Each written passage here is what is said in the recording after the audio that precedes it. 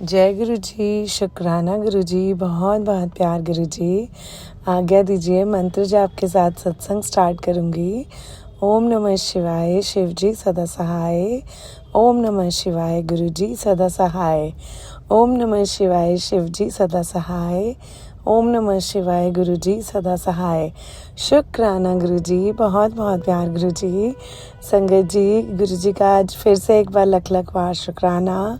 एक नए डर से फिर से एक जीत देने का। संगत जी, बहुत क्या होता है ना, हमें भी नहीं पता लगता कि हमारे अंदर कौन कौन से डर किसी भी छोटी छोटी चीज़ों को लेकर इतने बड़े हो जाते हैं कि हमें लगता है कि अगर हमने उन्हें क्रॉस कर दिया तो हमारे को उसके आगे कोई रास्ता नहीं मिलेगा और हम इस सिचुएशन से कैसे डील करेंगे।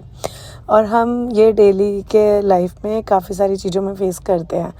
तो ऐसा ही मेरे साथ भी हुआ कि मेरे को ये फ़ील हो रहा था, मैं एक सिचुएशन के अंदर बिल्कुल बहुत बुरी तरह से ट्रैप थी और मेरा ना गुरुजी की तरफ भी मैं बिल्कुल ध्यान ना जा नहीं पा रहा था। और मैं बार बार गुरुजी से रिक्वेस्ट कर रही थी कि गुरुपा कुछ तो हुआ है जो मैं आपसे कनेक्ट करने की बहुत कोशिश कर रही हूँ, बट मैं बार बार मेरा ध्यान ना सिर्फ एक ऐसी सिचुएशन में जाके घूम जाता है जहाँ पे मैं अपने आप को बंधा हुआ महसूस कर रही हूँ और मुझे सही और गलत नहीं पता लग पा रहा।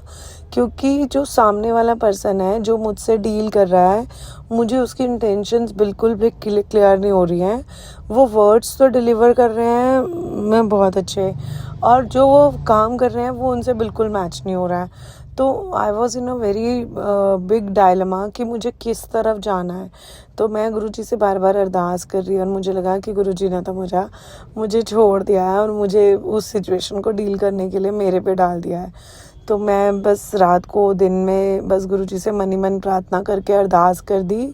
मुझे भी नहीं पता, मैंने अरदास कर दी कि गुरुपा प्लीज़ मेरे को इस सिचुएशन से निकालो, क्योंकि मुझे 3 दिन हो गए, लास्ट 3 दिन से मैं उस पर्सन के साथ डील कर रही हूँ और मैं समझ ही नहीं पा रही दैट व्हाट टू से in that situation how would I react. मेरे को समझ आ रहा है कि वो पर्सन जो मेरे को बोल रहे हैं, डिलीवर कर रहे हैं, वो गलत बोल रहे हैं, मतलब, और डिलीवरी के टाइम पे वर्ड ऑफ डिलीवरी अलग है और जो उनके एक्शंस हैं वो टोटली उससे डिफरेंट चल रहे हैं। तो मैंने फिर गुरुजी से यही बोला। और संगत जी, बस सुबह सुबह गुरुजी ने मुझे कहा था कि इग्नोर हिम, उस पर्सन की सारी बातों को इग्नोर कर, अपने दिल पे मत हावी होने दे। और गुरुपा ने सुबह सुबह मुझे अपने सत्संग से कनेक्ट कर लिया था, जिसमें मेरा दिमाग बिल्कुल उस तरफ नहीं गया कि ना मैंने टेंशन से सोचा ना कुछ।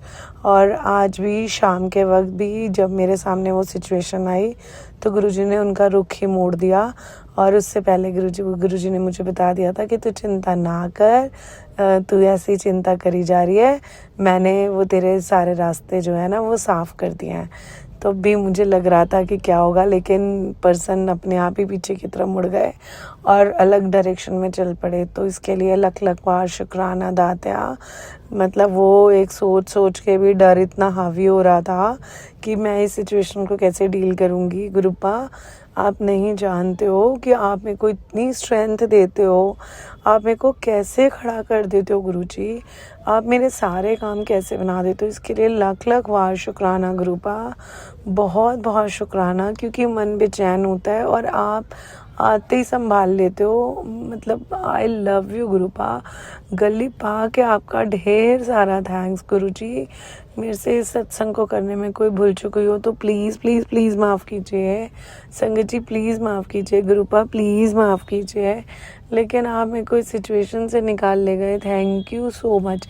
मैं ही समझ पा रही हूँ कि ये सिचुएशन मेरे लिए कितनी टफ़ हो गई थी कि मेरे को लग रहा था कि मैं किसी से मतलब गलत ना बोलूँ, किसी का मन ना दुखा दूँ और बस मैं इस सिचुएशन से भी निकल जाऊँ।